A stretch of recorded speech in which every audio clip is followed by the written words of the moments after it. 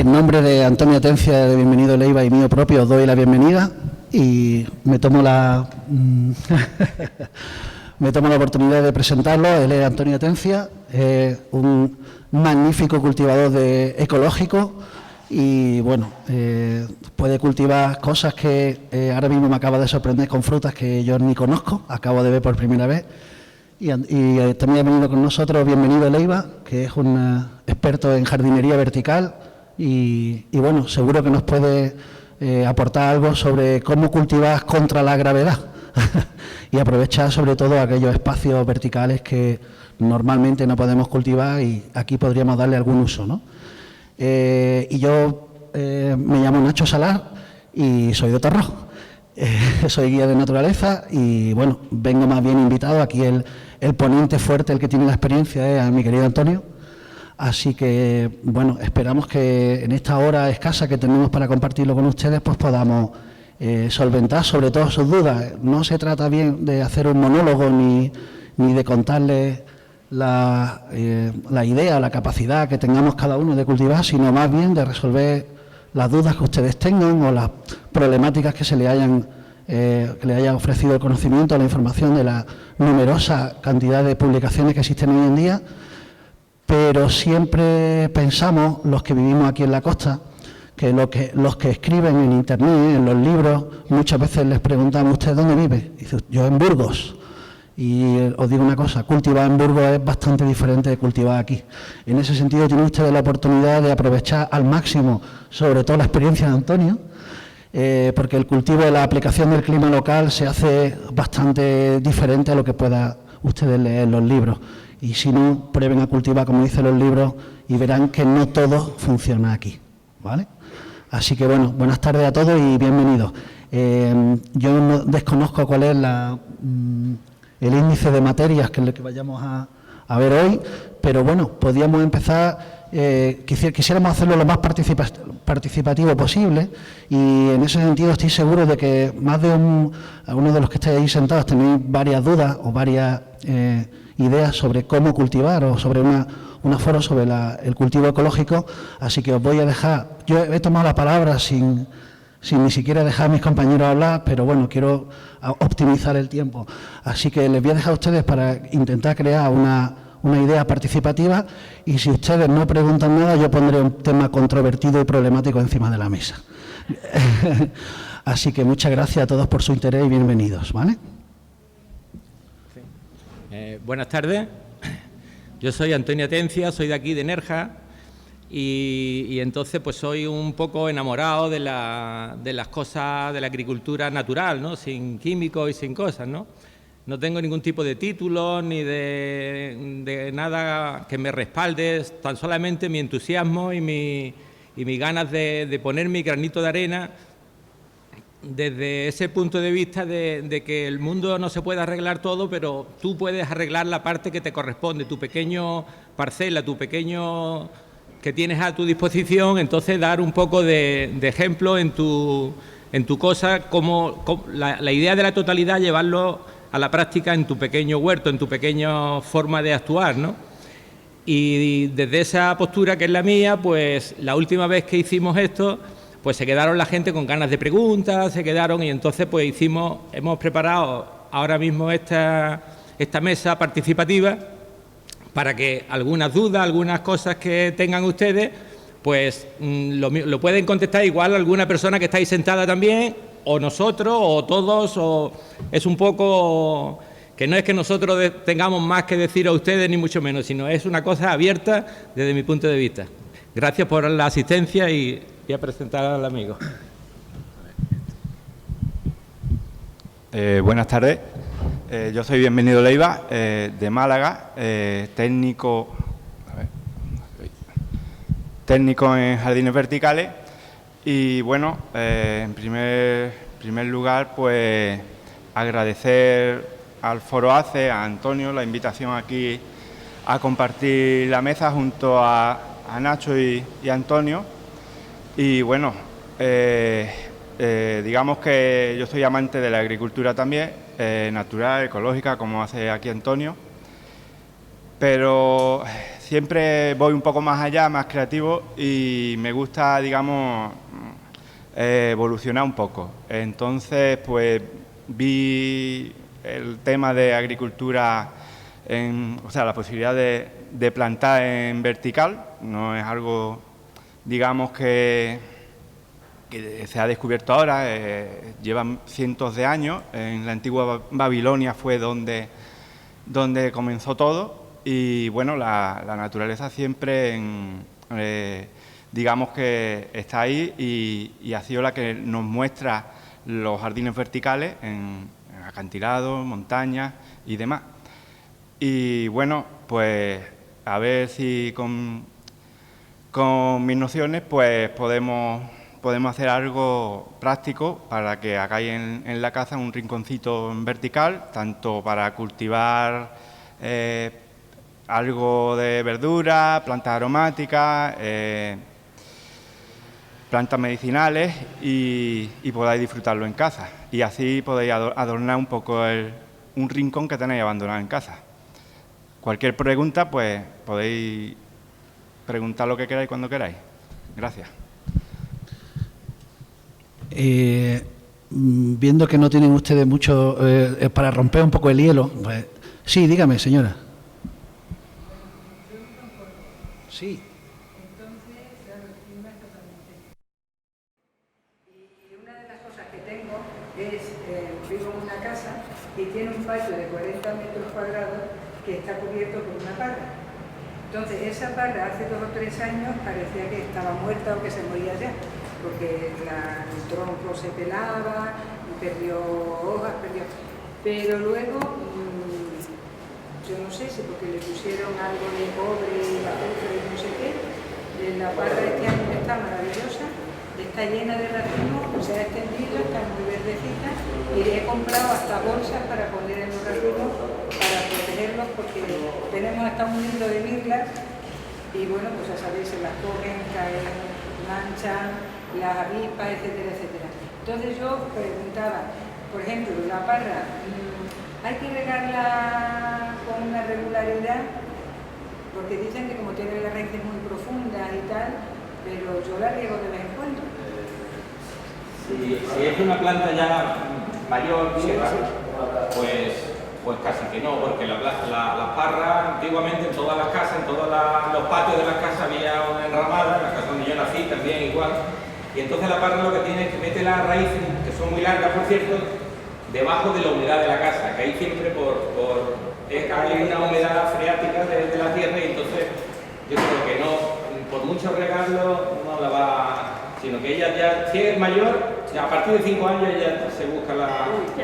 Sí, tiene autosuficiencia. Tendrá 20 o 30 años, porque cuando compré la casa ya hace 15 años ya estaba la parra. Es autótopa, ya se alimenta sola. Y luego para conservar los racimos, porque yo regalo y doy y tal, pero claro, maduran y... Para conservar los racimos y poder utilizar las uvas en el mayor tiempo posible. Sí, pues también antiguamente los cortaban en una fecha determinada. Hay por ahí un calendario de agricultura biodinámica de una señora que se llama María Tun, que lo venden a principios de año, lo venden en el calendario ese, y ahí hacen recomendaciones de cómo cosechar la fruta cuando esté en su mejor momento para que aguante el mayor tiempo posible, porque ahora tenemos fruta durante todo el año, es decir, porque la traen de otros países cuando no lo hay, etcétera, ¿no? Pero antiguamente no, antiguamente lo trataban de guardarlo, por ejemplo, hasta Navidades, para la cuestión de las 12 uvas y tal, ¿no? Pues yo me acuerdo que cogían el racimo entero, los mejores, los seleccionaban, pero también tenían en cuenta la hora del corte, que no es cualquier momento. Hay una fecha determinada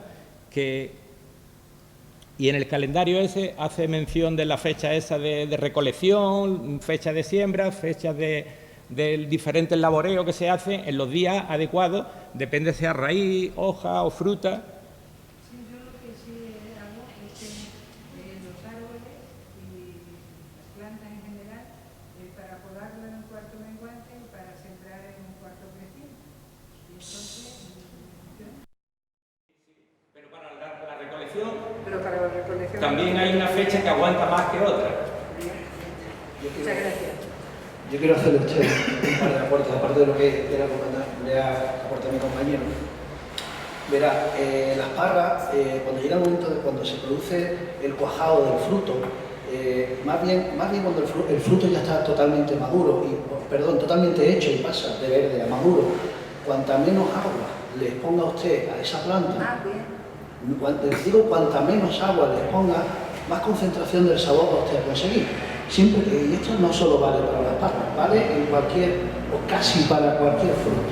Verá, cuanta más agua le va a aportar a la planta, evidentemente la planta va a administrar y a almacenar más agua a los frutos, por lo tanto van a estar más acuosos. Por lo tanto, el sabor se va a difuminar. ¿Vale? Respecto al tema que usted ha dicho de mantener los racimos, ahora mismo creo que existen a la venta una especie de conos de papel, porque si no las avispas difícilmente le van a dejar, porque la avispa y el azúcar son grandes amigos. Sí, este año he comprado ya la bolsa de Entonces papel, debe usted de ponerlos para evitar... pero me han dicho que no se puede poner hasta que no esté bastante madura. Hasta que no esté formado el fruto, y formado es cuando ya coge el tamaño, pero no el color. Es decir, aproximadamente, es que depende, porque Córdoba, yo conozco un poco el clima de Córdoba. Mucho calor ahora. Sí, pero ese calor, con respecto al tema de... va a facilitar que los azúcares se formen y por lo tanto va a poder conseguir un fruto de calidad. Y el frío del invierno también le va a ayudar, porque va a hacer que los botones florales se establezcan con mayor capacidad de almacenamiento de la reserva. Y en ese sentido, cuanta menos llegue la planta, una vez que ya ha cuajado que está formado el fruto, más sabor va a conseguir usted la planta, en el fruto. Respecto al tema que ha dicho usted sobre el tema de los productos químicos que se le aplican, el principal enemigo que tienen las parras, y ya hablo de la costa más que del interior, son unos tipos de hongos, en realidad no son hongos, son falsos hongos, son mixomicetos, como el mildiu, que es una variedad, y supongo que todo el mundo lo combate con cobre y azufre, ¿no? ¿Hay alguien que combata alguno de esos hongos con otro producto, con otro mineral, que no sea él? ¿Alguien? ¿No? Vale. Yo sí quisiera, y esto es una cosa que vamos a romper ya un poco la amistad, mi amigo Antonio y yo, es que yo no soy muy partidario no es que no sea partidario, yo soy un enemigo del azufre, o mejor dicho, el azufre para mí es un enemigo. Y vamos a empezar ya a montar un poco la cosa controvertida, porque la mayoría de los cultivadores ecologistas dicen, no, Nacho, yo no utilizo ningún producto químico, yo no utilizo ningún producto para luchar, pero sí aplico cobre y azufre. ¿Vale? El cobre sí, yo sé que lo utilizan, el azufre no lo sé, pero me suena. Bien, yo quiero comentarles, supongo que hay muchos cultivadores aquí, ¿verdad?, de cultivo de... ese azufre que nosotros aplicamos y que aplica a toda la familia o toda la tradicionalidad. Quiero comentarles que aunque la Comunidad Económica Europea diga que el azufre es ecológico, y lo dice, pero siempre y cuando no superemos una cierta cantidad por metro cuadrado, y creo que está establecido en 10 miligramos por metro cuadrado. Y cuando usted supere esa cantidad de 10 miligramos por metro cuadrado, usted está haciendo una aportación de azufre, que es por cierto, no sé si ustedes saben que el azufre es un producto muy venenoso para el ser humano. Es más venenoso que el cianuro. ¿Conocen ustedes el cianuro? Es un veneno. Pues el azufre es más venenoso todavía que el cianuro. Y aparte de eso, cuando aplicamos más cantidad de la que realmente necesita, estamos produciendo una toxicidad en el sustrato. Ese azufre va a caer al suelo y por lo tanto va a incrementar las cantidades de azufre en el suelo, aparte de las cantidades que absorba la planta. ¿Vale? Por lo tanto, por ahí es un mal amigo del agricultor, incluso del ecológico. Y les voy a contar otra cosa más. El azufre tiene una base, es una base aceitosa, es decir, que una vez que cae en el fruto, es difícil, aunque usted lo lave, de paliar, de eliminar. Puede usted quitar la parte que usted ve, pero queda una parte diluida, porque tiene una base aceitosa y se queda adherida al fruto. Y yo no sé si ustedes saben que ahora se habla del famoso síndrome del vegetariano. No sé, hay que levante la mano si hay alguien que haya escuchado hablar del síndrome del vegetariano. ¿Nadie? Bueno, pues simplemente un envenenamiento por azufre a largo plazo, ¿vale? Se está diagnosticando en muchísimos casos, sobre todo en personas que el 80 o el 90% de su ingesta se refiere a productos ecológicos, pero cuando referimos a productos ecológicos, me gustaría, el tema de la agricultura ecológica es un concepto que no tenemos completamente claro, o por lo menos está relativamente manipulado. Y es que, si ustedes miran en la definición que puedan encontrar ustedes en cualquier libro o en Internet, van a encontrar que un producto ecológico simplemente es aquel que es respetuoso con el medio ambiente.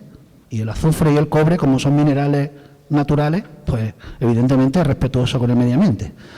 Pero ¿dónde dice en esa definición que sea respetuoso con la salud humana? ¿Me entienden? Por lo tanto, una cosa muy diferente es un producto ecológico que es respetuoso con el medio ambiente y otra cosa es un producto natural. Como si se fijan ustedes, Antonio, que es más fino de lo que parece, cuando he dicho aquí dice que hace agricultura natural. Porque si dice que hace agricultura ecológica, yo lo caneo. Entiéndanme. Y entonces, en ese sentido, Antonio tiene un conocimiento un poco más amplio que yo de ese tema. Espero con ello no solo haberle concretado su respuesta, sino haber hecho un poco una pequeña síntesis sobre el tema del azufre. Dígame, señorita.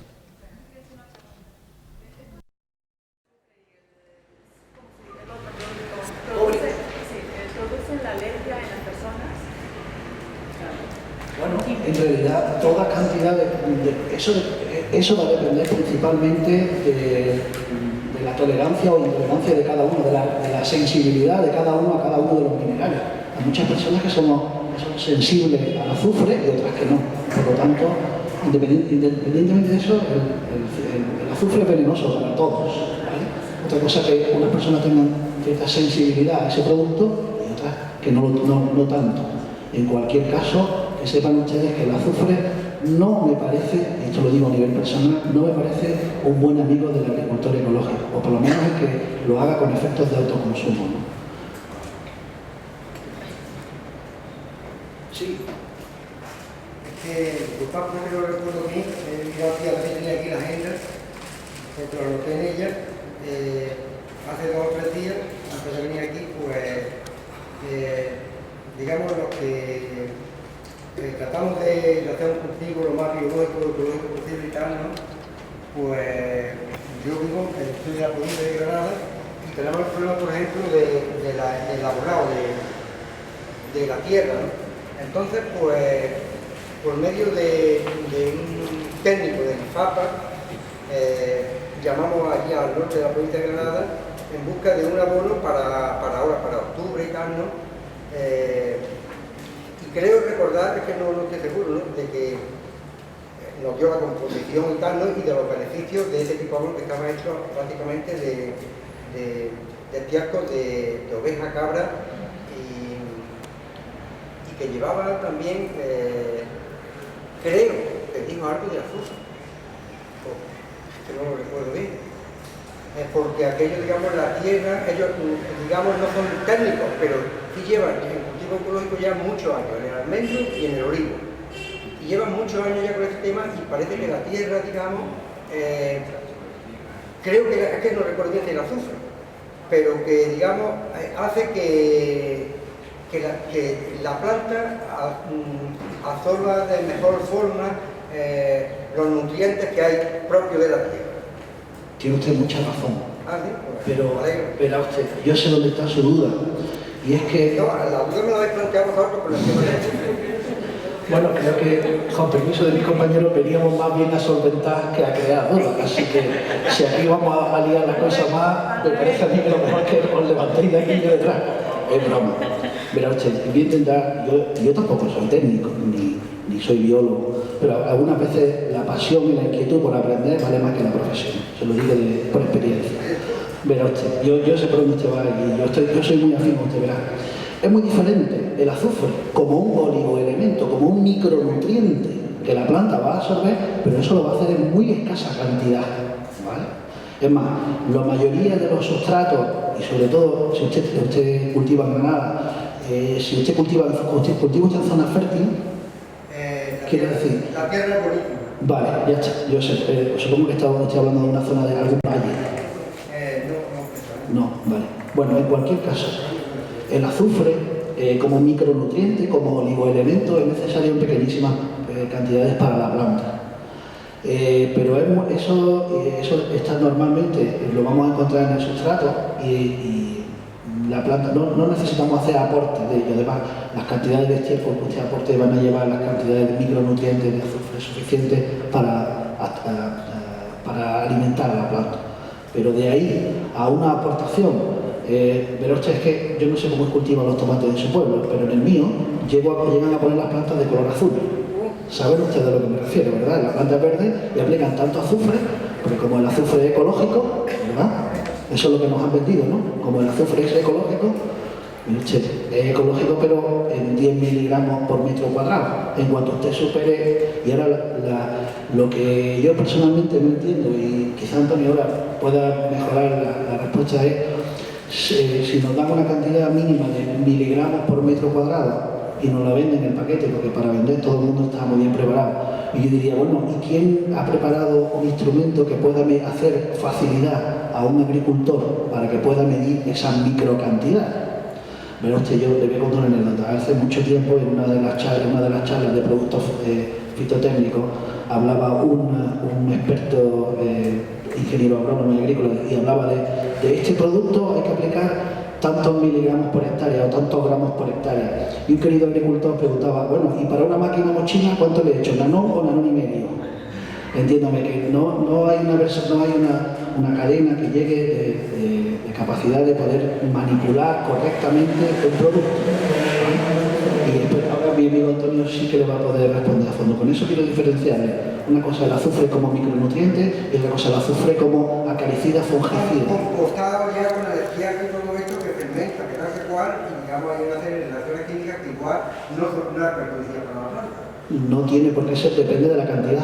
No, para la planta no va a ser ninguna cantidad de azufre es venenosa, porque la planta solo va a absorber la que a ella le parezca oportuna. Es decir, que usted aplique 2 kilos de azufre al suelo, la planta si tiene que absorber 2 microgramos por litro, eso es lo que va a absorber, no va a absorber más, ¿me entiende? Las plantas son bonitas para eso. ¿Te puedo hacer otra pregunta? Por supuesto. Es referente porque el año pasado llovió mucho, el año anterior no mucho, y entonces yo pues me preocupé mucho porque por este tiempo pues veo unos árboles que empiezan a dejársele un poquito, digo, es la esofrera, no porque no veo el polvillo, es entonces el verticilio, ¿no? Verticilio, que es el hongo, que igual esto viene posiblemente de cuando se compró la planta hace 18 años que se plantó y ahora aparece porque por la humedad de la tierra, por lo que sea, y aparece 20 años después, ¿no? Y entonces resulta que es verticilio, ¿no? Porque las ramitas me las llevo bien lejos, las tengo, no sé qué y tal. Y este año, en unos cuantos olivos, vuelve a aparecer. Entonces, me decían que efectivamente había un producto químico el cual yo lo voy a usar ni porque está autorizado, no, por conciencia, ¿no? De que no lo voy a utilizar. Pero, y hay experimentos ahí a ver si dan con algo para poder, ecológicamente, entre comillas, ¿no? Pues, sanar un poquito las plantas que están enfermas de esto del verticilio, ¿no? A ver si, porque también hay otras plantas que lo tienen, ¿no? En sus raíces. A ver si conocéis algo que te pueda, con el que te pueda tratar Yo sé, responderé tú porque yo soy muy controvertido en el tema del hongo. Yo la verdad es que lo del verticilio es un problema, pero en donde usted me habla de secano, ¿no? en este caso de regadío. De regadío, olivos. Sí. Olivos de regadío. Sí. Pues el verticilio es un hongo y la humedad es decir, lo que le hace. Igual cuando la planta era más joven, la planta igual tenía más fuerza y ahora que la ve más porque muchas veces los bichos atacan a las plantas más débiles, las plantas más, es decir, a las más sanas no. Y a lo mejor ahora va teniendo más problemas, pero eso se podría paliar igual con hacer unos cultivos de, por ejemplo, hacer abono verde, que ya habría que estudiar el caso suyo, qué sería mejor, la beza o el altramú, algo que se le pueda enterrar que no que lo quite del todo, sino que lo vaya frenando para que no se desarrolle en plan intensivo, que es lo que usted teme, que eso se vaya más y en 4 o 5 años se le venga la plantación abajo. Yo por casualidad de las cosas, que era esto, que creo que está bien, pero antes de yo hacerme cargo de esta tierra, pues fea. Y entonces me ocurrió, porque yo lo volví a escuchar, entonces aproveché que había quitado las varillas de estas de aire acondicionado de cobre, entonces me ocurrió ponerla allí, y esos olivos se hicieron bien. Es decir, el cobre parece que crea un campo como pues de energía o magnético o lo que sea, y oye, el olivo ya me queda. No, creo que su aportación es muy buena. Yo no comparto totalmente la manera, sí la manera en que lo has explicado, no la manera, no el fondo, sí la forma, no el fondo, y entiéndame. El cobre no tiene ningún campo magnético, pero sí tiene un efecto fúngico, tiene la capacidad de eliminar. Como usted habla del verticilio que le salió hace 15 años, que probablemente estuviese ahí hace 15 años y ha aflorado ahora. Usted ha dicho, como bien explica, dice Nacho, que el año pasado en una primavera, creo que ha dicho primavera muy húmeda, ¿verdad? Evidentemente un hongo para reproducirse, para crecer, necesita principalmente, depende del tipo de hongo evidentemente, pero en general necesitan 2 factores importantes, que son temperatura y humedad. Son 2 factores, o sea, se refiere a una temperatura de entre 18 y 20 y tantos grados, una humedad por encima del 80 al 90%. Mi querido Antonio, se ha quedado un poco extraño cuando usted ha dicho olivos en regadío. Porque yo, cuando usted ha dicho olivo en regadío, yo hubiese hecho una forma matemática, olivo más regadío igual a hongo seguro. ¿Por qué? Pues porque los olivos, perdón.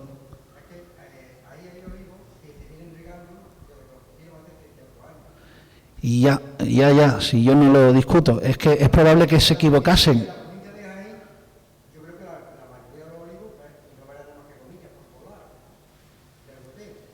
Sí, bueno, una cosa es la producción, o sea, el cultivo con efecto de maximizar, optimizar la producción, es decir, en busca de la cantidad, y otra cosa muy diferente es hacer un cultivo en busca de la calidad. Normalmente son dos ideas que suelen estar enfrentadas. Sobre todo le aplican agua para que la aceituna, además, como verá usted, seguro no lo riegan en cualquier momento, riegan en momentos, como explica Antonio, muy precisos. Si usted riega, como hablábamos con el momento de la uva, usted riega desde que se ha formado el fruto, en el momento que está engordando y sobre todo cuando empieza a madurar, la cantidad de agua que va a tener esa aceituna va a ser mayor, ¿correcto? Y por lo tanto la almazara, si usted riega más en un periodo de otoño, sobre todo en agosto o septiembre, que normalmente aquí es un periodo seco, si se riega ahí, el árbol en ese momento va a absorber gran cantidad de agua y la va a almacenar en la aceituna.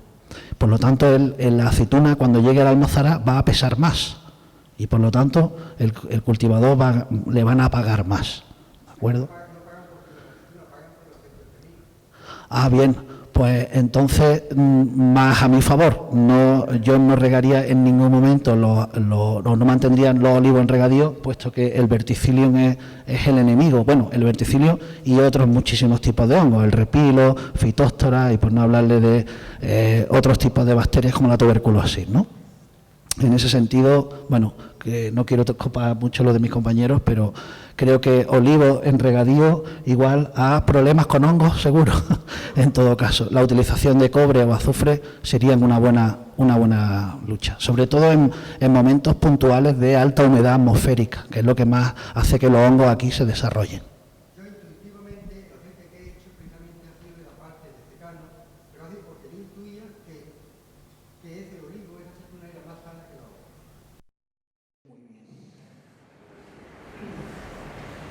Yo quería, a lo mejor me parece una tontería, pero a mí me ha funcionado. Alguna vez que he visto algún árbol, yo tengo muy poquitos árboles, un naranjo, un par de olivos, un togranado, etc. Entonces, cuando he visto un árbol que se estaba poniendo enfermo, yo no entiendo de plagas ni esas cosas, pero antes de ponerle ningún producto químico, lo que he hecho ha sido sembrarle unos ajos alrededor. y normalmente se curan.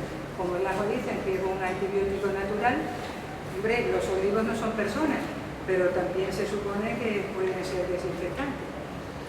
Antibiótico, yo tengo entendido que es para la lucha contra las bacterias. Y ahí no hay mucho como yo. No sé si Antonio, yo no comparto mucho la efectividad. No digo que no funcione, pero verá usted, yo tengo una duda. Porque cuando atacamos contra los hongos, si estamos hablando de eso, quiero recordarles que hay hongos malos, como el verticillium, el repilo y otros muchísimos hongos, y Phytophthora, una variedad enorme, pero también hay hongos buenos, se llaman micorrizas, y son unos hongos que actúan simbióticamente con las raíces de los árboles, le ayudan a la absorción de agua y de nutrientes y refortalecen su sistema inmunitario. Por lo tanto, a veces yo he comprobado que es peor el remedio que la enfermedad. Eso habría que estudiarlo en cada caso de manera diferente, pero he visto como muchos agricultores, por erradicar un hongo, han matado los malos y también los buenos, y la plantación se le ha venido abajo porque se ha cargado las micorrizas, se ha cargado los agentes simbióticos que ayudaban a esos árboles a absorber los nutrientes. Así que yo me tomaría con reserva en la lucha contra los hongos, como decía un compañero el año pasado, nos hablaba sobre de la cola de caballo, decía, eso es un magnífico fungicida contra el oidio y contra el mildiou ya, pero también mata las micorrizas. ¿Y dónde está la capacidad de hacerlo bien sin hacer el mal, ¿no? Eso ahí es difícil de dividir ese concepto, ¿no? Pues respecto a usted que me ha dicho lo de los ajos, yo tengo ahí un huertecito cerca de la playa y había una invasión muy grande de caracoles y tenía que sembrar alrededor de la lechuga tenía que hacer un cordón de ajo y de cebolla, porque si no es que se la devoraban. Bueno, primero se las comía un año y otro y ya lo que conseguí en plan natural, ¿no?, era pues protegerla con ajo y cebolla porque no le gustaba el olor, más bien por el olor. Y bueno, supuestamente también la planta entera tiene ese olor y hará sus efectos también en la tierra, y me imagino, ¿no? Pero vaya, yo lo... Perdón, Antonio, es que una cosa es utilizar el ajo como repelente, magnífico, como repelente, como está diciendo Antonio, porque al poner como ha explicado Antonio, al poner una banda, los limacos, todo tipo de caracoles y babosas, como tienen que subir, en cuanto todos notan ese olor tan fuerte del ajo y de los principios bactericidas que tiene el ajo, la cebolla también vale, pues, aunque no tanto, evidentemente funcionan como barreras repelentes, pero en ningún caso como acción concreta. ¿Me entienden lo que le digo? ¿Vale? Pues yo también quería algo que, cuando estaban hablando del azufre, pues mi padre era también agricultor y sembraba tomates y los curaba pues con azufre y algo de cobre. Lo que pasa es que el azufre de hace 40 años venía de los volcanes.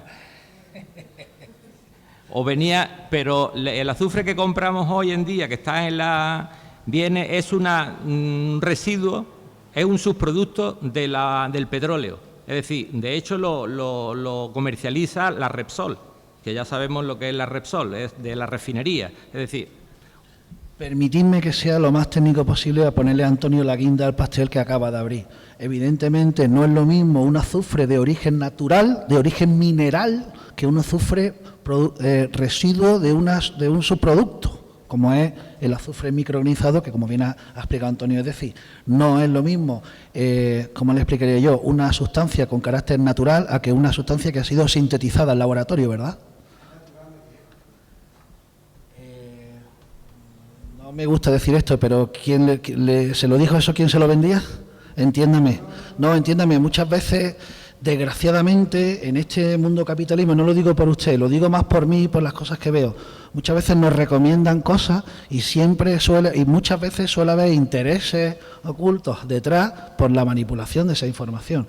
En ese sentido, Antonio y yo somos bastante reacios a creérnoslo todo, o por lo menos intentamos estudiarlo y buscarlo concienzudamente, ¿no?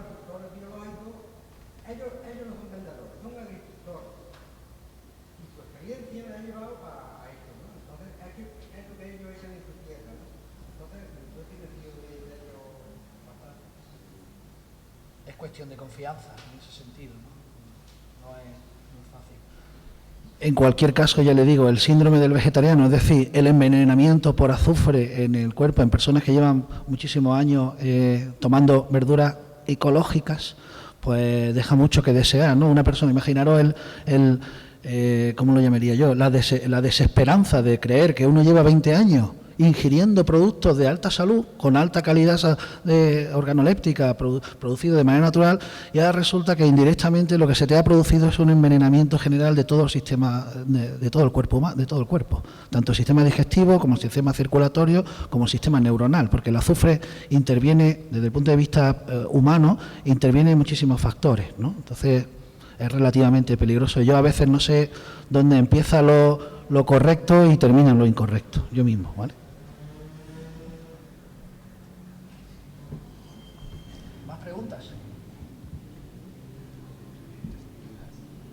Díganos.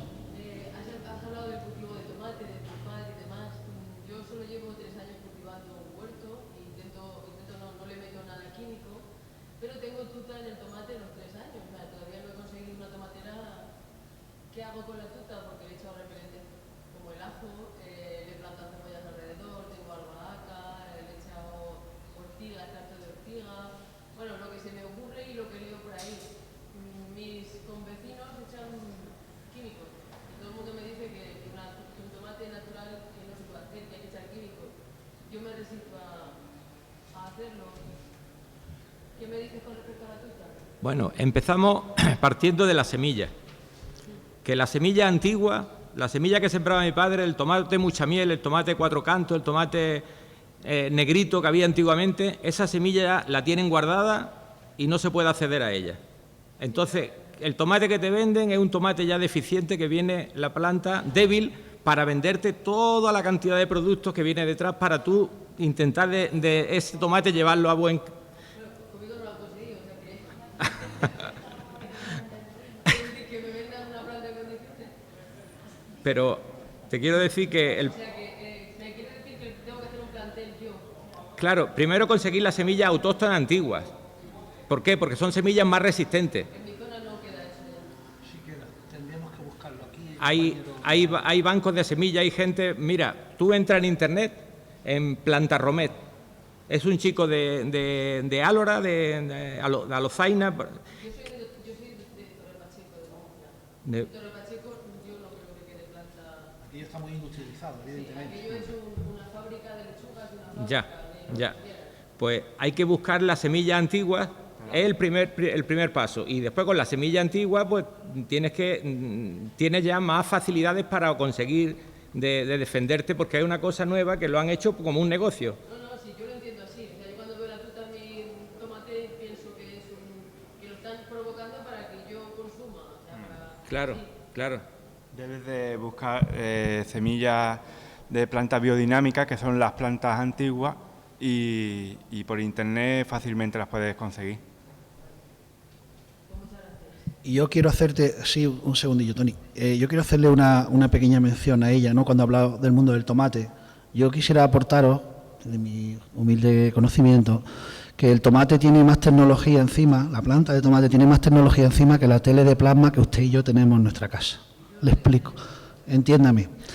Es una planta, el tomate probablemente sea la planta, junto con el maíz, bueno, más el tomate más todavía, lleva más tecnología, lleva tantos estudios, lleva tantos cambios y tantas mutaciones y tantas permutaciones y tantas modificaciones en la evolución de esa planta, que para que usted se haga una idea, los tomates que hay ahora, de todos los tomates, excepto las pocas semillas biodinámicas y de todos los días biodinámicos, la mitad de la mitad es solo cierto, ¿vale? Hace 30 años no existía ninguna de las plantas de tomate que hoy en día son las únicas que encontramos. Es decir, Antonio ahí ha dado la clave de ese sentido, de que el tomate es una planta que ha sido imperiosamente modificada y manipulada hacia el comercio mundial. No se puede usted ni imaginar, bueno, sí, si vive en Torre Pacheco, habrá usted visto que allí no se cultiva, se produce. Es una fábrica. Usted lo ha definido bastante bien, ¿vale? Evidentemente, todos esos estudios por ejemplo, yo le puedo hablar de empresas como Jacera Genetics, que son empresas israelíes o empresas americanas de genética, ¿vale? ¿Cree usted que las modificaciones en el tomate que nos llegan no son para que no se produzca la capacidad de sacar semillas de un año para otro. En ese sentido, es una planta que está preparada para hacer dinero y no para nutrirnos. ¿Vale? Sí, solo quería decirle que al lado de esa planta se venden un montón de productos desde abonos, plaguicidas, fungicidas, y todo ello junto es un grandísimo negocio. ¿Vale? Evidentemente, ya... Pero yo quiero tomate, quiero decir que yo comparto eso. Sé que me venden la planta, que seguramente que la fruta también me la pones.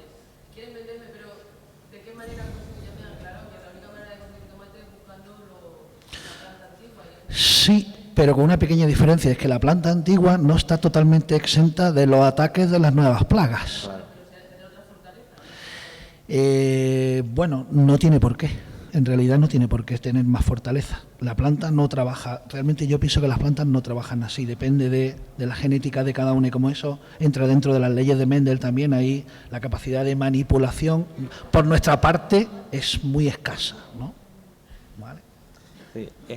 La forma de defenderte de la tuta sería comprar un poco de Bacillus thuringiensis y ponerle cada 10 días, que es lo que es porque la tuta sale como un gusanito, es una especie de oruga, y el Bacillus es contra todo tipo de orugas, que no es venenoso, es ecológico, ¿no? Pero que también... Eso sí que es ecológico y no el azufre. Pero que estaba esta mañana hablando con un chico que quería tomate aquí en Nerja y dice, ya ni con el Bacillus se puede, la atacan, es decir, que es lo que te quiero decir, que esto es una cadena que es muy difícil de luchar. Si te sales que ya lo tenemos todo en contra el tomate casi. Aparte de las fábricas que hacen ellos, que sacan todo porque lo llevan... Pero que es difícil, ¿eh? Es una batalla que está casi ganada, ¿eh?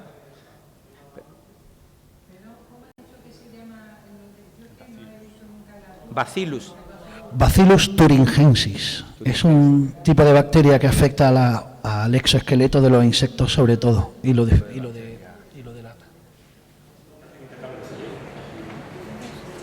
Simplemente un poco investigar en internet. Biodinámica. Sí, pero el sitio... Es el banco de semillas de acción Andalucía. Yo llamé y no me existía. No te informan y te mandan precisamente a vos. Ah, vos. El de Alucén. Alucén, sí. Yo te informo. El gran programa. Te lo digo porque ya no falla.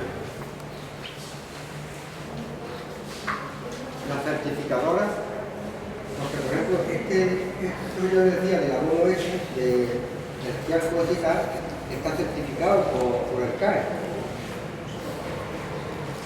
¿A qué se refiere usted con el tema de certificado? Quiero decir, hasta qué punto son fiables, digamos, ¿no? Porque esto que te comentaba, pues yo llamé el otro día por teléfono y me decía que está certificado por el CAE. Constantemente se le envían muestras y tal para que lo analicen y todo esto, y está certificado. ¿Es más o menos fiable o cómo lo veis vosotros? ¿Vuestra experiencia? Respecto al tema del abono, Sí, por ejemplo. pues siento decirle que yo, bueno, es que me gusta poner un poco la pizca contraria para que haya un poco de debate interactivo. Si todos vamos a la misma corriente, sacamos poco aprendizaje, ¿no? Entiendan que yo no me gusta nada contracorriente, salvo cuando no me queda más remedio. Verá, yo soy vale, defínelo tú, por favor. Defínelo tú, ¿vale? Porque es lo que dice mi compañero, definamos el concepto de ecología. En cualquier caso, yo soy de los que piensan que una cosa es ponerle abono a las plantas y otra cosa muy diferente es abonarlas. No sé si usted me entiende. Le voy a poner una metáfora. No es lo mismo estar bien alimentado que estar bien nutrido. Es decir, si yo tengo una niña con 20 meses, si yo me como 2 kilos de gusanitos, a ella le encantan los gusanitos, si me como 2 kilos de gusanitos estaría alimentado, sobrealimentado, pero no necesariamente bien nutrido, ¿verdad? ¿Me entiende lo que le digo? Pues te digo que, vamos, todo esto va andando poco a poco y después unas cosas te llevan a otras, unas cosas poco a poco. Es como el camino espiritual, mismo, unas cosas te van llevando. Entonces resulta que, bueno, le echa estiércol, que tenga ovejas, le tenga... Pero es que ese estiércol tampoco, ¿qué sabe en realidad de esas ovejas que él plantó? Y algunas incluso de ellas incluso hasta que están ecológicas también, producen leche ecológica. Entonces, lo que yo digo es, ¿hasta qué punto es fiable el tema del CAE, todas las certificadoras estas que hay cuando tú vas a comprar un producto certificado? Porque si no es que no lo compras. Porque yo llegué a comprar abono y entonces me di cuenta el año siguiente. Y yo le digo, oye, que un amigo mío dice que quiere que hagamos ahí yo un análisis del estiércol que vamos a comprar. Y después llegáis allí, y hay 2 filitas, llegáis, cogéis, después marcháis, abrís la puerta y lo vais a... Vale, y esto era a 15 de agosto, 20 de agosto. Y bueno, ¿cómo es posible que ahora no tenga estiércol? Y después llego yo el 10 de octubre y tiene unas filas de estiércol mucho más grandes que todo esto. ¿Vale? Ese estiércol ni está fermentado, ni es estiércol, ni es nada. Por lo menos el otro me dicen que está certificado, mientras que el otro me cabe de un aquí a veces. Se lo voy a explicar, voy a intentar explicárselo de la manera más personal posible. Perdonad porque tengo que tomar la palabra, son cosas que me afectan personalmente y me encorajan, ¿no? Verá usted, yo tengo una niña con 20 meses en mi casa. Es la única hija que tengo y tengo 40 años, soy padre viejo, imagínese cómo estoy con la niña, ¿vale?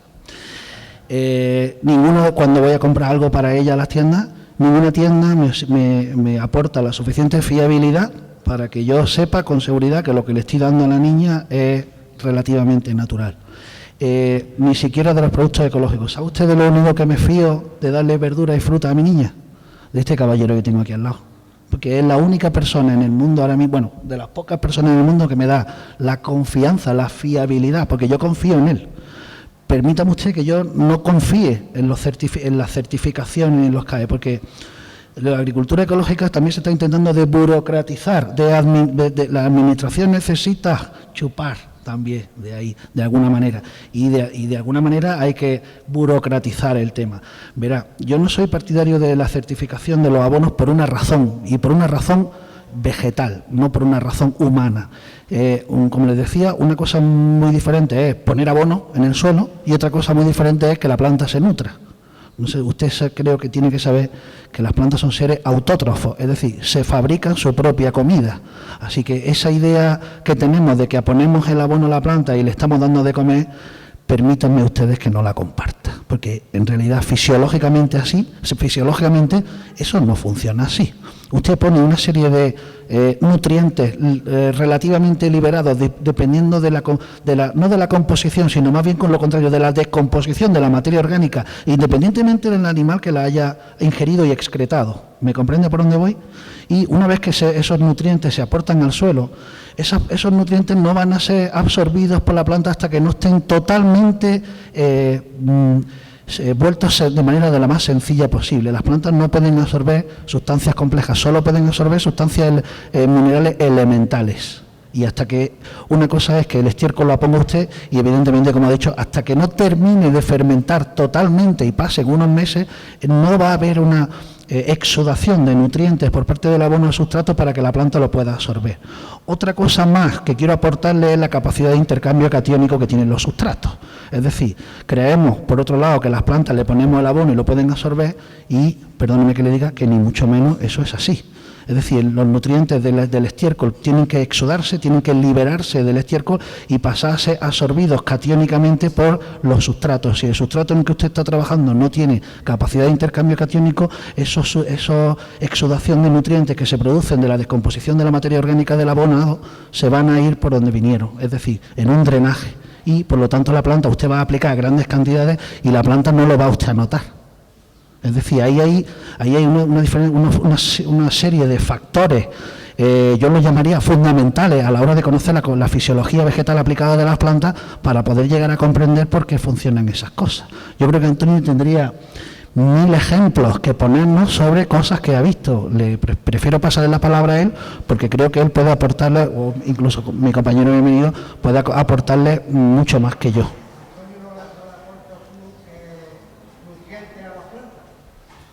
Sí, yo le aporto nutrientes, pero en lo que ha dicho Nacho yo comparto con él, pero es lo que yo creo que hay que hacer en una finca es enriquecer la vida bacteriana del suelo. Si el suelo, es decir, darle, pero y la vida bacteriana es lo que le va a generar las lombrices, es decir, la lombriz se va a comer lo orgánico y lo que excreta la lombriz, eso sí ya va asimilable por la... claro.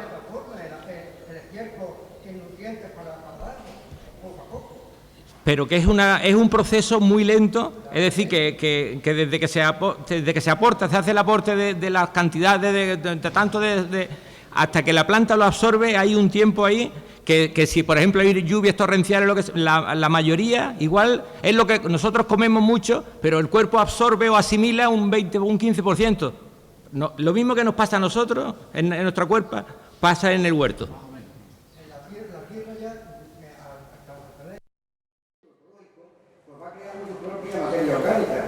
Las hierbas, las cortas se quedan allí un año y otro, cada vez va teniendo un suelo que lo ves más unificado, con más vida, muchísimo más vida que cualquier suelo de lo que te rodea. Pero si digamos que el suelo, no tenemos un análisis del suelo, realmente no sabemos qué es el nutriente que falta a esa planta. Claro que hay. Si no analizamos el suelo, básicamente. Claro que hay. Claro que le falta nitrógeno, le falta potasio, le falta... Más que falta de esos elementos que son aprovechables, sería ver si ese suelo tiene la capacidad de retener nutrientes. Esa realmente es la clave. Si el suelo no tiene capacidad de retener nutrientes, por mucho estiércol o por mucho nitrógeno líquido, sólido, químico que lleguemos a aportar, se produce una cosa que se llama el lixiviado, como viene contando Antonio, no solo por la lluvia, sino simplemente con el tema del riego se lava la tierra y los nutrientes, tal como están ahí, al aplicarle agua se diluyen y drenan y se van. Si la clave, desde mi humilde punto de vista, está en la capacidad de retención de nutrientes del suelo. Y la pregunta es, ¿tiene capacidad de retención de nutrientes su suelo? Esa es la pregunta que yo le haría a los técnicos de la certificación. ¿Me entiende por dónde voy? Porque ¿para qué quiero un abono certificado si luego mi suelo no tiene la capacidad de almacenarlo? Se lo explico de otra manera. ¿Para qué quiero comer mucho plátano si mi cuerpo no tiene capacidad de absorber potasio? Estaría engañándome a mí mismo, ¿no? O de alguna manera, ¿no? ¿Cómo se sabe la reflexión que tiene esa tierra? Eso se debe por un factor que se llama la capacidad de intercambio catiónico. ¿Han escuchado ustedes alguna vez hablar de eso? Tonito, sí, ¿verdad? La capacidad de intercambio catiónico, no tenemos ninguna pizarra aquí para poder explicárselo, pero para que se haga usted una idea, si cogiésemos una partícula primero tenemos que ver qué tipo de suelo tenemos, si es arcilloso, si es arenoso, es decir, va a ser la base del producto, el producto con el que está formado el suelo. Si tiene capacidad de intercambio catiónico significa que tiene unos aniones, unas cargas eléctricas negativas, ¿vale?, que están adheridas en los microporos de cada uno de los granos que forman el sustrato. Cuando nosotros abonamos, me da igual que abonemos con abono líquido, con químico, que con abono orgánico, la exudación de nutrientes solo se va a ser absorbida por las plantas cuando es totalmente liberada, es decir, cuando son elementos simples, como por ejemplo el nitrógeno o el potasio.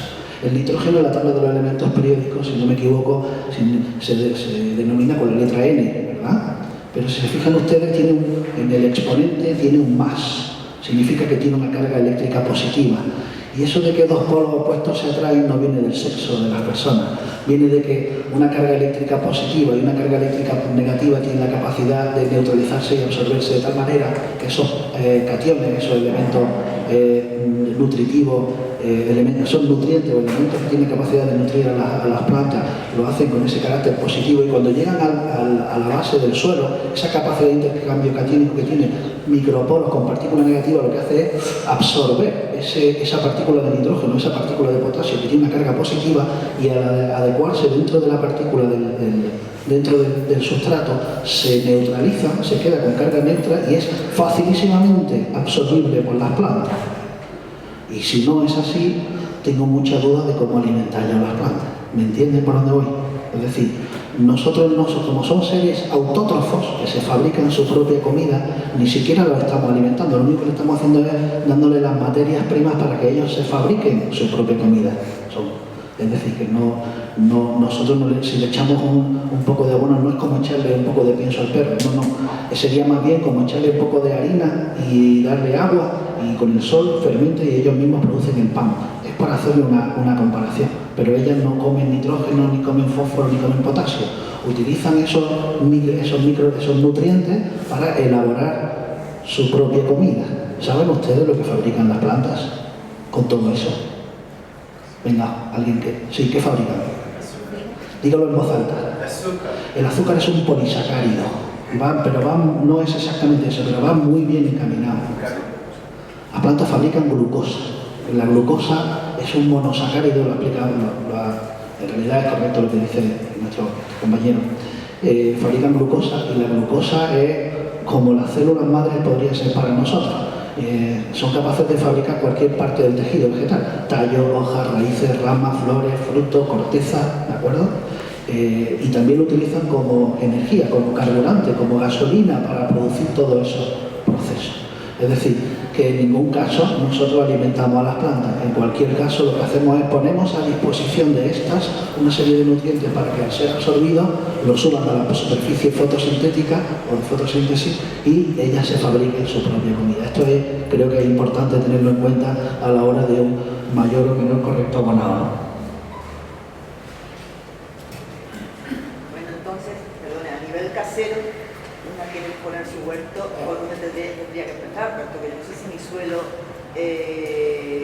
va a darle esa nutrición a las plantas, ¿no? Esos elementos para que se nutran. ¿Eso cómo puedo empezar yo? Para el consumo. Permitidme que yo esté un poco monopolizando el tema, pero cuando habla una cosa muy diferente, cuando haces una pregunta de cultivo en suelo, evidentemente Antonio tiene una experiencia muchísimo más mayor que nosotros. Pero cuando me hablas de autoconsumo y de cultivo en un sustrato limitado, llevamos más de 20 años cultivando en sustratos limitados, y las plantas, que ningún foro, ni ningún libro, ni ningún, entiéndanme, ni ningún iluminado me ha enseñado, sino que más bien son las plantas las que me han enseñado que no es importante la cantidad de sustrato, sino la calidad de este. Y hemos hecho miles de pruebas. Verá, he hecho miles de pruebas. Con decirle que yo en una maceta de 25 centímetros de profundidad puedo conseguir más de 3 kilos de tomate. ¿Eso a usted le parece mucho o poco? Mucho, ¿verdad? Si me lo llevo a una maceta de 50 centímetros, puedo producir entre 8 y 10 kilos de tomate. Ahí a veces, y yo lo he contrastado muchas veces con Antonio, y la verdad es que nos damos cuenta de que la cantidad de sustrato no es lo elemental, porque si usted está cultivando en un sustrato que precisamente no tiene esa calidad de retener los nutrientes, evidentemente con mucho abono que usted eche la planta va a estar raquítica, no raquítica, débil, y en el momento que está una planta débil, como bien ha explicado bien Antonio, las plagas van a eso, esto es la ley de la naturaleza, van a por el más débil, y eso es así. En todo caso, el tema del cultivo es un tema muy complejo. Nosotros impartimos cursos de huerto urbano en Málaga, en la Escuela Waldorf. Por ejemplo, bienvenido a llevar el cultivo ecológico de la Escuela Waldorf. Yo doy cursos de huerto urbano en la Concejalía del Ayuntamiento de Málaga. Y necesitaría por lo menos 2 tardes. Fíjese lo que le digo, 2 tardes para poder sentarle a usted unas bases estructurales para que le sirvieran a usted para toda la vida. Porque a mí no me vale eso de ir a un sitio, voy y me llevo un conocimiento que luego no puedo darle uso, no puedo hacer, solemos quedarnos cojos, ¿no? El año pasado hicimos unos cursos del Torró, ¿verdad? Donde me dio la oportunidad de durante varios meses poder dar unas nociones más conceptos, o por lo menos más amplias, más completas de lo que sería una forma de cultivo. Y bueno, hay compañeros aquí que ellos podrían decir mejor que yo si de esa manera amplia, paulatina y constante de adquirir conocimiento forma una base estructural, ¿no? En ese caso, ¿qué le digo? Sí me gustaría, por ejemplo, sí le puedo decir, ya que me preguntan, en septiembre vamos a impartir un curso de huerto urbano, y lo hemos llamado cultivo de huerto urbano de guerrilla, para hacerse el autoconsumo en su propia terraza o balcón. Bienvenido a aquel experto en cultivo vertical, donde hay 3 metros, y dice, no, es que yo solo tengo una terraza de 3 metros. Sí, pero entre los 3 metros que tiene usted, que puede utilizar 1 metro de cultivo, y 2 paredes de 2 metros, tiene usted 5 metros cuadrados. Si en 5 metros hace un cultivo realmente de guerrilla, con un buen sustrato, un buen riego, un buen abonado y un buen conocimiento cómo luchar contra las plagas y enfermedades, le puedo asegurar a usted que el biofrost de la nevera lo va a tener vacío, ¿vale? Porque no le va a hacer falta comprar nada, porque puede ser un cultivo de autosubsistencia. De hecho, yo lo tengo y me funciona de maravilla. Vamos, a veces creo hasta excedente, con eso se lo digo todo. ¿Dónde voy a dar ese curso? Lo vamos a impartir aquí en Nerja en septiembre. Si usted quiere o hay alguien que quiera tener información sobre el tema, yo con mucho gusto ahora les paso incluso una hojilla que nos ha preparado aquí la compañera, para que cuando lo preparemos la llamaremos a usted por teléfono y si le interesa venir, pues bienvenida sea. Además, personas como usted, motivadas y con ganas de ir, con inquietud, se sorprendería usted de ver lo que es capaz de hacer este señor cultivando una pared. ¿Usted ha visto usted alguna vez una pared llena de fresas? De plantas de fresas y colgando las plantas de fresas. No solo, yo quiero decirle que no solo nutren interiormente, sino que nutren estéticamente, ¿vale? Con ello no quiero monopolizar aquí, porque aquí el verdadero maestro, y quiero que aproveche el tema, es el amigo Antonio, ¿vale? ¿Qué tal funciona el humus de lombriz? Mejor que Antonio te dé su respuesta experimental, que es la importante, porque yo luego te voy a dar la respuesta técnica, que es menos importante. Así que el humus de lombriz, pero vaya, yo lo que trato de hacer en el huerto es que las lombrices estén allí permanentemente, y lo último que he hecho es poner una especie de irrigación, como una lluvia artificial, para que se moje uniformemente, para que las lombrices, porque las lombrices trabajan en la humedad, es decir, si se queda seco en verano que no llueve, pues entonces las lombrices van más profundo. Entonces intentar de que ellas estén allí lo más, que tengan comida, que tengan humedad, que tengan, para que se instalen allí, no está aportando humus de lombriz desde afuera sistemáticamente, sino intentar de que las lombrices, alimentar a las lombrices para que tú tienes 3 y el año que viene puedes tener 300 o 3000, si haces los cuidados que es como yo lo veo. Ahora, si es una extensión de hectáreas de terreno, pues entonces ya... Yo había dicho que como abono localizado para el huerto también funciona muy bien. Sí, es lo mejor, porque es lo que ha cagado eso es asimilable por la planta, va directo, porque no tiene ninguna transformación, vaya, es lo mejor, pero... Me permite que yo le dé una idea también complementaria a lo que dice Antonio, y creo que también va a responder un poco a su pregunta sobre el tipo de estiércol. La descomposición de la materia orgánica, como hemos visto una vez, en cierto modo, a medida que se va descomponiendo la materia orgánica se van liberando los nutrientes, pero solo cuando la liberalización es sobre moléculas muy sencillas es cuando realmente es absorbible por la planta. Veréis, cualquier tipo de estiércol, me da igual que venga de caballo, de oveja, de murciélago o de paloma, en realidad, ¿qué es? Piense, no es más que materia orgánica parcialmente digerida y parcialmente descompuesta. Y cuando digo parcialmente es porque solo está parcialmente, afortunado, desgraciadamente, el sistema digestivo de todos los animales, tanto herbívoros como carnívoros, no es perfecto, no absorbe todo y cada uno de los nutrientes. Por lo tanto, cuando lo exuda hay partes que no están totalmente fermentadas, ¿vale? Entonces los estiércoles yo los considero abonos de larga duración. ¿Por qué? Pues porque se necesitan, como hemos dicho, quelatarse en el complejo arcillo-úrico, necesitan seguir degradándose. Pero el humus de lombriz es, digamos, una materia orgánica que ha sido, una materia orgánica que está parcialmente descompuesta, pero que es ingerida por el anélido, en este caso las lombrices. Como bien ha explicado mi amigo Antonio, yo lo explico con otras palabras, pero como bien ha explicado mi amigo Antonio, cuando el anélido, en este caso la lombriz, ha ingerido esa materia orgánica mayor o menormente fermentada, descompuesta, cuando la excreta está totalmente liberada. Todos los nutrientes, todos los elementos que salen de la excreción de la lombriz son rapidísimas y facilísimamente absorbibles por las plantas. Por lo tanto, yo diferenciaría entre un estiércol normal, me da igual de cualquier animal que venga, el del humus de lombriz, porque el humus de lombriz sería que viene totalmente liberado, entonces la absorción es rapidísima y súper fácil y directa, no hay que esperar. La pregunta sería, ¿a qué velocidad quiere usted crear sus plantas? ¿Me entiendes? Si quiere criar las plantas a una velocidad mayor, cuanto más uno de los 1000 aportes, más liberados van a ir esos nutrientes, más fácil van a ser absorbidos por más fácil y más rápido. ¿De acuerdo? Digamos que sería un abono más a corto plazo. No sé si con ello respondemos a su pregunta. Sería el sustrato adecuado para contenedores pequeños, para cultivar en contenedores pequeños, tanto las turbas como el humus de lombriz. Hay que evitar utilizar lo que nos suelen vender, que son los sustratos universales, que vienen del universo, pero no vienen del universo. Son mezclas de tierra y muy pobres para el cultivo en pequeñas macetas.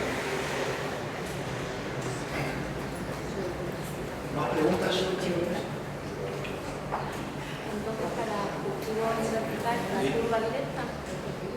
Bueno, para el cultivo en vertical se utilizan tanto turbas como materia inerte, como es fibra de coco, musgo de Sphagnum, que aparte es fungicida, y también se suele utilizar lana de roca, en fin, se entran ya otras especies de sustratos porque tenemos que luchar contra la gravedad, contra el riego. Entonces tienen que ser sustratos que retengan los nutrientes y que tengan bastante intercambio catiónico.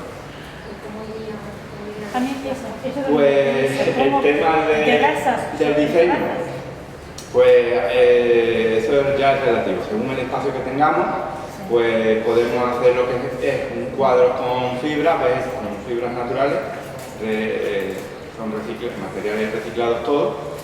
El jardín vertical puede ser perfectamente con estructuras de madera, puede ser perfectamente, con una estantería, colocaciones de macetas, con botellas de plástico, reciclamos las botellas de plástico, ya imaginación, siempre y cuando sea vertical.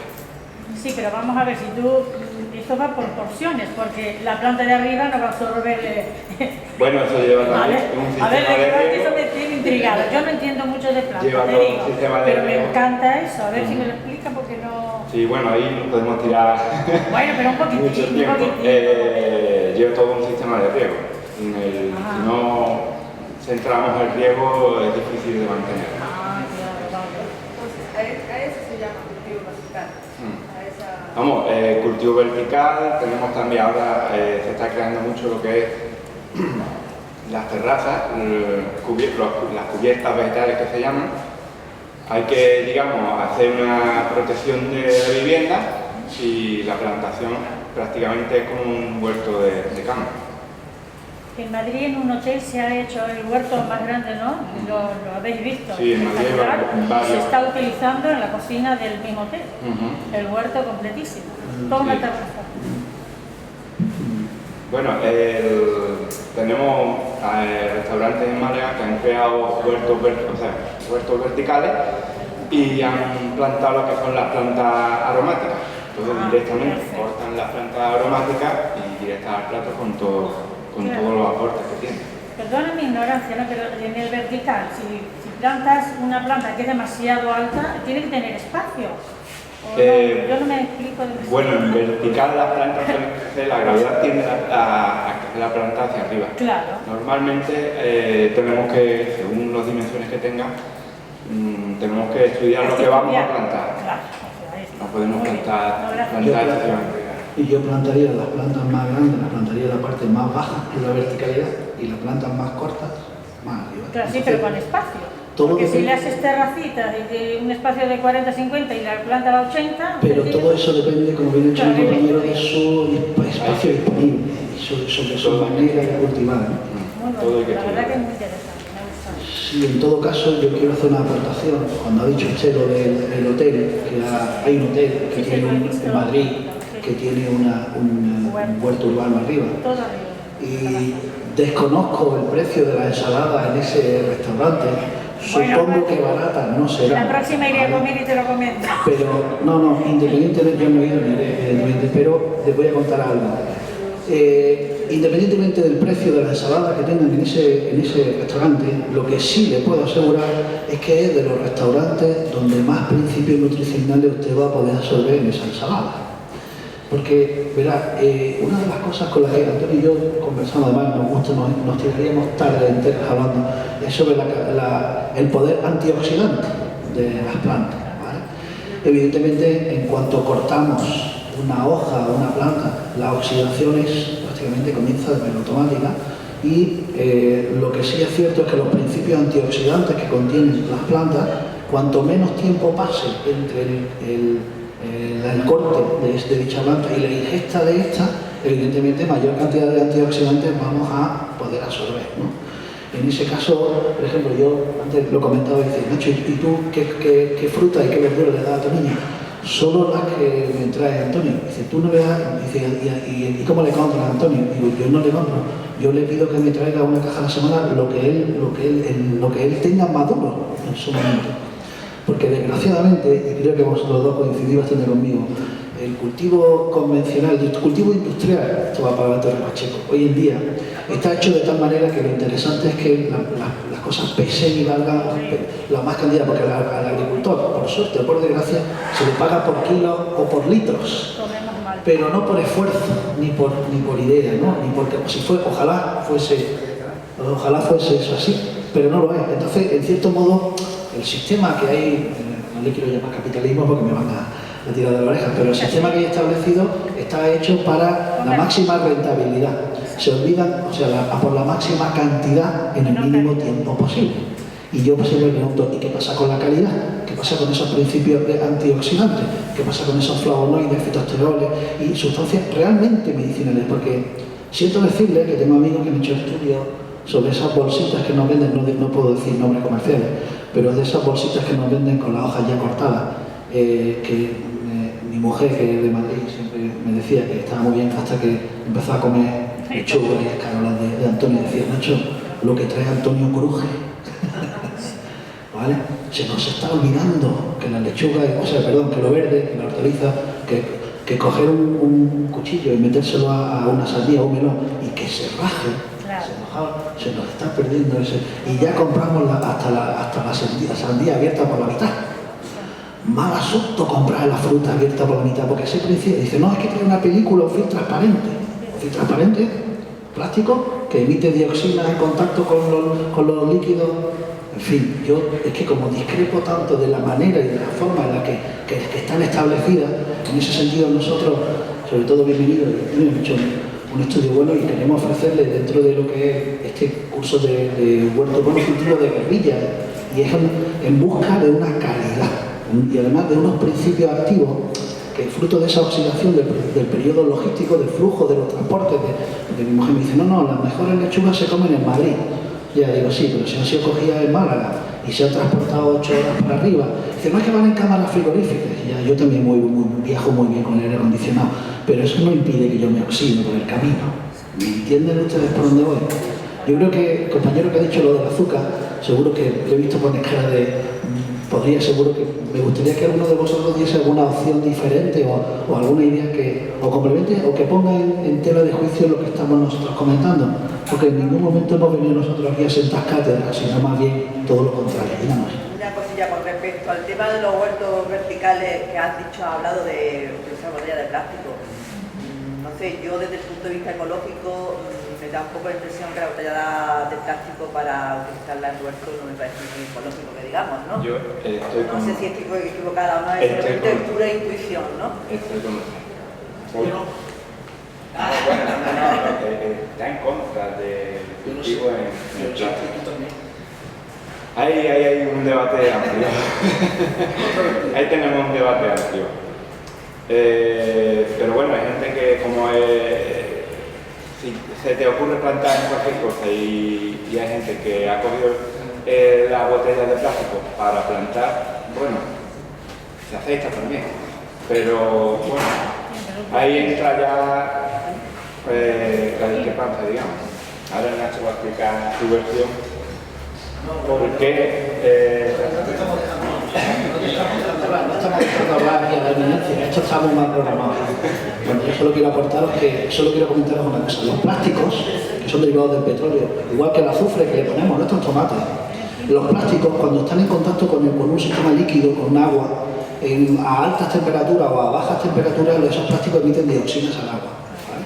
Hasta ahí estamos de acuerdo, ¿verdad? Lo que me parece un poco hipócrita, y le estoy hablando por mi parte, es que yo le diga a usted, me parece mal que usted utilice o recicle un producto de plástico porque al estar en contacto con el agua emite dioxina y por lo tanto no lo utiliza usted para cultivo biológico y luego voy a la tienda y compro una botella de agua que está en plástico y sigue emitiendo la misma dioxina. Sería una hipocresía por mi parte. Por eso yo... La use de plástico, claro. Claro, correcto. Estoy hablando en mi caso, yo estoy poniendo mi propio ejemplo para no crear ningún agravio comparativo, ¿vale? Pero en cualquier caso, si nosotros nos permitimos, desde el punto de que yo me pregunto qué pasa con la botella de cristal, con los sanos que son, ¿vale? Es decir, yo sería un poco hipócrita conmigo mismo si dijese que no al cultivo en botellas de plástico y luego, por el tema, porque el único inconveniente que yo le veo a eso es el aporte de dioxina del plástico al agua, ¿vale? Y también estaría muy... y yo luego me bebo 1,5 litros directamente en continuo contacto. Otra cosa es que la planta esté en un recipiente que está hecho de plástico y ahí haya un agua que está en contacto con la y que el plástico emite dioxinas al agua que hay en el sustrato. Sí, muy bien. ¿Y quién me dice a mí que esa planta es capaz de absorber esas dioxinas? Porque si no las absorbe, que puede ser... Esa es mi duda, es una de las cosas que yo tengo duda, porque yo de hecho, por ejemplo, utilizo botellas de cristal para beber. Muy bien. Pero, por ejemplo, hay veces que utilizo botellas que me encuentro, por ejemplo, de mi trabajo, de los compañeros de plástico para regar. Y siempre me planteo si se lo estoy haciendo bien o no. Si yo estoy regando una botella de plástico que está lleno de agua y luego tiene una planta, ¿lo estoy haciendo bien o mal? Yo tengo mis dudas y aún así discrepo porque, y ¿qué puede hacer una planta con la dioxina? Metabolizarlas, transformarlas y hacer otra forma muy interesante. Al fin y al cabo, y otra cosa que es otro tema bastante controvertido, esto, el plástico del que todos huimos contra el petróleo, yo le pregunto a ustedes, ¿el petróleo qué es? ¿No son animales y plantas muertos hace muchos millones de años? O sea, es decir, que tiene un origen orgánico. Vale. Lo quiero dejar ahí porque es un tema bastante controvertido. Y el tiempo que queda quiero aprovecharlo para que ustedes solventen sus dudas. Sobre todo con el amigo Antonio, que tienen ustedes la oportunidad de tener la experiencia de 30 o 40 años de cultivo, que además cultivo aquí, en la costa, porque esa influencia del verticilo que comentaba el compañero, ¿cómo se llama usted? Abelardo. Esa idea que Abelardo nos ha enviado es muy factible que aquí no suceda. ¿Por qué? Porque probablemente los niveles de lluvia, de pluviometría, en este caso, en Granada, son muchísimo mayores que aquí. Por otro lado, dentro de mi conocimiento es muy probable que el sustrato en el que él me habla, en Granada, tiene mucha más capacidad de retener humedad del que tiene capacidad de retener esta zona caliza, que es súper drenante y apenas tiene capacidad de retener humedad. De hecho, llueve y a los 2 días está todo seco, ¿verdad? Es que esta tierra, de aquí no se va una gota de agua. En los últimos 6-7 años, antes con la chorrera, cuando llovía, que la otra finca, que además que ahora no se haga, porque hay esto de la producción integrada y toda la historia esta de convencional, de la producción convencional, pues la producción y tal, pues te das cuenta que el otro lado que el agua se va, que el agua allí es que te queda. No me va a ningún lado. ¿Y usted qué cree que es bueno para las plantas? ¿Que el agua se vaya o que el agua se quede? El agua se quede allí. Que tenga humedad la tierra. ¿Qué hago? ¿La tierra que se vaya? No. Es complejo. Lo que usted plantea es que depende de lo que yo pienso en mi acierto. Yo creo que Antonio puede responderle mucho mejor que yo. Pero también va a depender mucho de lo que usted concríe. No es lo mismo cultivar especies hidrófilas o especies xerófilas. Vale, gracias por delimitarme. Entonces, yo sería partidario de que el agua se fuese, si se queda, se estanca y... No, el agua no se queda estancada, está pendiente. Está pendiente, ¿verdad? Drena entonces. Porque la tierra no va a que se vaya. Por el comunidad al contrario. Es decir, que la tierra tenga materia orgánica para que absorba el agua y haya humedad. Entonces, ¿qué hago? La pregunta sería, ¿usted cultiva para vender o para autoconsumo? Esa sería mi pregunta dura. Mira, entiéndame, porque depende, permíteme, dentro de esa, para mí no es lo mismo cultivar, bueno, salvando esta gran excepción que hay aquí, porque para mí esto es una gran excepción. Esa excepción también come todos los días, ¿no? Si quieres ir a una alimentar. Sí, pero entiéndame, estoy hablando de la calidad nutricional, no de la cantidad que de la cantidad que podemos llegar a producir. No, yo te hablo de calidad, según análisis físico-químico y de residuos. De frutos. Sí. Y acidez, por ejemplo, 0,1. ¿Vale? Sí. Bien, depende del tipo de... La acidez hasta donde mi conocimiento alcanza, que es limitado dentro del mundo de los olivos, aunque algunos cultivos. La acidez del fruto no solo depende de la composición, de lo que usted le aporte tanto del agua como del riego, sino también de la composición química del suelo. Si supiera un poco de la composición química del suelo que usted tiene, a lo mejor podría aventurarme a vaticinar algo más. Sin conocerla, es como querer hacer un diagnóstico de un paciente al que no puedo ver. Yo no soy médico, pero no me atrevería, ¿no? Por ejemplo, la etiqueta que le ponen aceite virgen, para que sea aceite virgen, esto tiene que ir la acidez de 0,8 hacia 0. De 0 a 0,8. Si no está por encima, ya no es aceite virgen. Que hay muchísimos factores que inciden en la acidificación del aceite, muchísimos. Por ejemplo, simplemente un ataque de mosca, de la Dacus oleae, va a acidificar el fruto. Y la forma de recogerla, y la forma de transportarla, y el tiempo que desde que la recoges hasta que te muere y va a caer el aceite, ¿vale? Pues ya lo sé. Por eso que no es fácil de conseguir siempre la misma acidez que coge el mismo fruto del mismo árbol. Sí, pero no se te va a disparar a 0,7, ni 0,9, ni 0,9. Eso depende de muchos factores, yo diría. Eso depende de más factores de los que creo que usted. A mí, yo pregunté, y le digo al tiempo, le digo, oye, ¿yo cómo puedo mejorar este 0,1? Me dice, haciendo lo que está mejorando, ¿no? Sigue haciendo como lo está haciendo. Yo permítame que sea un poco, que sea un poco más indiscreto, y a veces cuando le pregunto a alguien que me vende un abono líquido o químico, le digo, ¿hay abonos mejores en el mercado? Me dice, no, este es el mejor de todos. Entiéndame. Que depende, muchas veces esto está tan manipulado, el mundo de la agricultura, sí, está bastante manipulado. Estoy hablando de Ramón, estoy hablando de un laboratorio de fama mundial, y bueno, de la ortodoxia, es oficial, que toda la vida llevan haciendo análisis de todos los productos que se llevan, porque son los organismos que hay en cada provincia de la Andalucía, que son los que vienen, digamos, por la salud, digamos, del carbono y de los patológicos, ¿no? Disculpe usted que yo discrepe de eso, yo no lo comparto. No digo que no sea cierto. Usted discrepa de un laboratorio que te hace un análisis y que te dice que el grado de acidez es de 0,1. No discrepo de eso. Lo que discrepo es que podamos conseguir, o que podamos parametrizar, que siempre vamos con una serie de productos, vamos a conseguir siempre un tema de acidez. Yo eso no lo comparto, puesto que la acidez, como yo le comentaba, hay muchos factores que inciden en la modificación.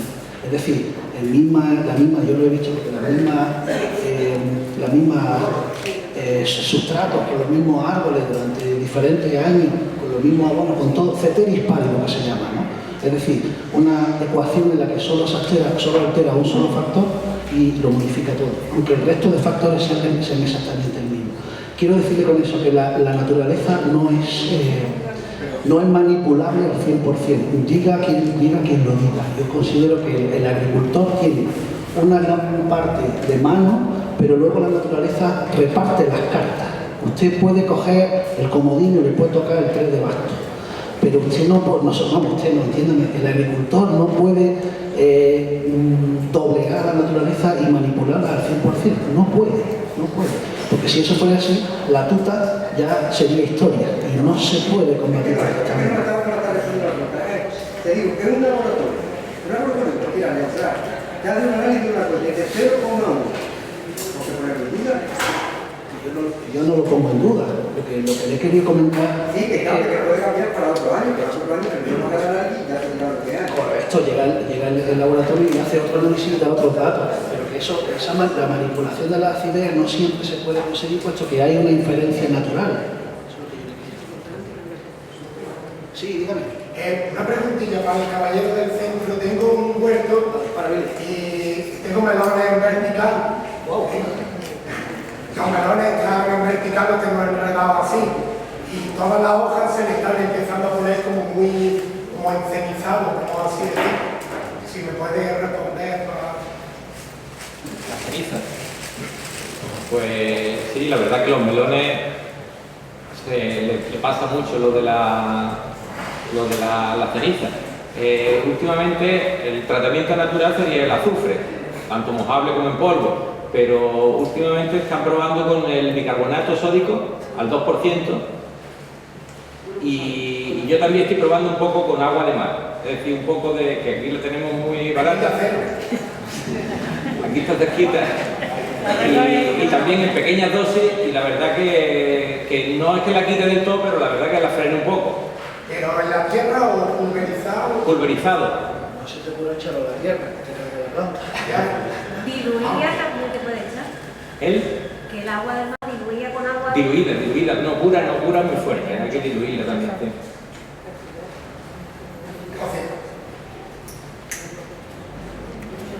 Nada. ¿Qué? Tenéis media hora tenéis todavía si queréis seguir.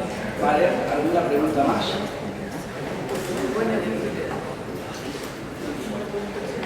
Hasta las 6:15. No pasa nada,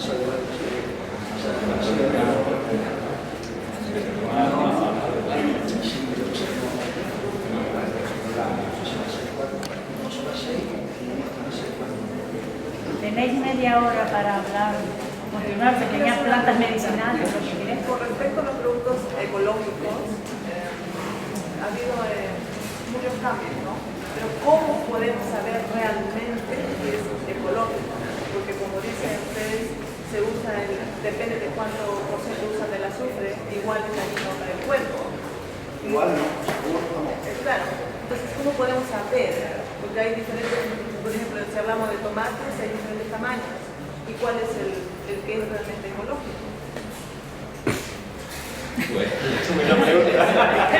sí, porque si vamos a entonces hay unos enormes y unos pequeños, entonces ¿cuál es realmente? Redondo, más ovalado, más ovalado. Porque yo tengo entendido que cuando uno mismo lo siembra, lo cosecha, tiene una forma muy especial, ¿no? No son inmensos, yo los he visto, pero hoy en día se ven no solamente en los tomates, sino también en las frutas, inclusive en las patatas, ¿no? Hay unas patatas enormes, yo nunca en mi vida lo he visto tanto. No, eso para asar, patatas para asar. Es decir, yo siempre los he visto de tamaño medio, ¿no? Entonces, ¿cómo sabemos realmente que es ecológico?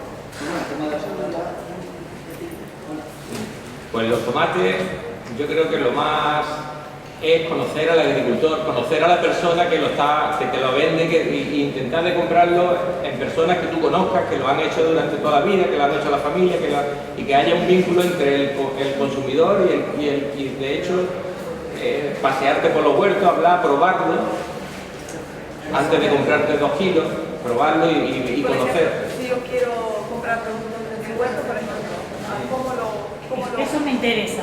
Permíteme que yo también pueda responder a la pregunta, ¿vale? Yo me lo tomo a mí, hacía lo mismo que con el compañero Abelardo, que ponía en mi mano la confianza para mí, y Abelardo, entiéndeme, yo ya no es que discrepo de usted, ni muchísimo menos. Yo, entiéndeme, he visto tantas cosas en este mundo de agricultura que luego no son verdad, que ya solo confío en aquello que me da cierta garantía. Y lo único que me da ahora mismo cierta garantía para comerme algo, yo no lo llamaría ecológico, lo llamaría natural. ¿Vale? Porque ecológico, si ustedes miran el diccionario, verán que ecológico significa respetuoso con el medio ambiente. Pero en ningún caso, véanlo bien, en ningún caso significa respetuoso con la salud humana. O sea, es decir, son cosas que no tienen por qué ser compatibles. ¿Perdón? Cuando quieres tener un producto bueno estás pensando en la salud humana. A mí no me lleva eso. Si yo no quiero, porque yo hasta allá yo digo a esto fuera. Lo que pasa es que ya hace 6 años que le dije, oye, que no te echas aquí ya más con los Muy bien. Ah, no, yo lo puedo hacer de otra manera, pues no te preocupes. Yo sin tiempo, pues lo he llevado como he podido, que bueno, que además era mucho puesto de trabajo, ¿no? La única manera en eso. Porque a mí me decía, oye, que da coraje, después de estar pasando frío, calor, y estar allí quitando hierba o no sé qué tal, ¿no? Si ves que llega un tractor con su historia, y en 2 horas te ha hecho una extensión 3 veces más grande que la tuya, y el tío de pieza marcha con su tractor a otro sitio. Eso es lo que la compañera de Torrecheco llevaba a producción industrial. Y en este caso quiero terminar. Tiene 500 olivos, de 500 tendrá que tener porque tiene un hogar comunal. Cierto, pero yo quiero responderle a ella que yo lo he preguntado en el autoconsumo. Yo solo tengo 2 maneras de saber cuando algo es realmente no ecológico, sino natural. Una, si lo cultivo yo mismo, en la mayoría de los casos no es posible, por eso ha sido la idea de ofrecer un curso de huerto urbano para autoconsumo, nunca en ningún caso para producir, ¿vale? Así que yo, si lo cultivo yo sé lo que le he aportado a la planta y sé lo que no le he aportado, por lo tanto puedo tener una cierta veracidad sobre la calidad, no la cantidad, sino la calidad de ese producto. Y otro lado es, como bien ha dicho Belardo, la confianza que tenga una persona. Yo conozco a Antonio, sé cómo funciona Antonio, no para vender, sino para cultivar, ¿vale? Y tengo plena confianza en él, por lo tanto, cualquier cosa que me llegue cultivada por él, y no de su mano, sino cultivada por él, porque si hay alguien que le dé algo a él, y que él por eso él no suele vender cosas nada más que, suele vender, la mayoría de las cosas son cultivadas por él, yo suelo comprarle a él por eso, por la confianza. Sé cómo cultiva, lo conozco y sé que la fruta que va a llegar a mi casa, por lo menos no va a tener esos productos. De hecho, yo quería, para completar la charla, quería comentar una cosa sobre el azufre y sobre las parras. ¿Saben ustedes que el mildiu, que es un hongo durísimo que afecta a las parras y además se echa el azufre, se echa en grandes cantidades a los cultivos de vid, ¿no? Lo saben, además lo habrán visto, supongo, ¿no? Pero claro, ese azufre se va depositando, se va acumulando en los sustratos y lo aplican con tantas cantidades, como ha dicho Abelardo, en una producción industrial, que resulta que luego cuando se recoge la uva se lleva ahora antes se llamaba el lagar, ahora ya no sé cómo se llama, al centro del molino para explotarlo. Resulta que ya no existe tecnología ahora mismo para quitarle todo el azufre que contiene la uva, tanto pegada como incrustada, ¿vale? Ese azufre entra dentro de lo que es la cadena trófica, de la salida planante, incluso va dentro del vino, para no asustar a los consumidores, porque estarían el Estado dentro de hay cosas que hace bien. Yo no soy no estoy en contra de todo, sino en contra de lo que no me parece razonable. Hay cosas que el Estado hace bien y obliga a los que fabrican vino a exponer que si lleva una cierta cantidad de azufre en el vino, hay que ponerlo, pero como el azufre es un veneno y da miedo, se le cambia el nombre y se le llama sulfitos. A partir de ahora, si ustedes, y esto se lo digo para que ustedes lo sepan, no para que no beban vino, a mí me da igual, pero cuando ustedes compren una botella de vino y se le ocurre a ustedes leer el prospecto y vea que pone que contiene sulfitos, lo único que significa es que en esa viña se han tirado tantas cantidades de azufre durante tantos años y que el vino que ustedes están bebiendo está impregnado de azufre, ¿vale? Ya no repetiré otra vez los efectos que tiene el azufre sobre el cuerpo. ¿Podrían hablar sobre... pregunta. No, te quería... Para poder hablar de las plantas medicinales, por favor. Sí, pero me temo que nos hemos comido... Bueno, pero... Nos hemos comido 25 minutos. Sí, bueno, me daría tiempo a hablar de alguna. Si hay alguna pregunta... Sí, perdón. Y si no, pues procederíamos rápido porque solo tendría 25 minutos. Claro. ¿Vale? Pero la gente está interesada. Venga, pues adelante, cambiamos, ¿vale? Bueno, muchas gracias, Antonio, bienvenido. Creo que se han ganado un aplauso por su parte para él.